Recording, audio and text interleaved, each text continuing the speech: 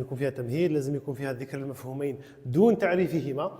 ما نعرفش الموضوع. الصفات المشتركة بين العلم والفلسفة والتي يمكن أن نبحث، والعلم يتطور كلما اتفقنا وكلما أجمعنا على موضوع مجالان مختلفا من حيث المجردة والمعنوية. في حل المشكلة نديروا استنتاج خلل أو ضرر منطقي إذا ما عكست هذين وقيمة الفلسفة من زاوية أنصارها، أمثال ديكارت، أمثال كارل. أصبحت علمية.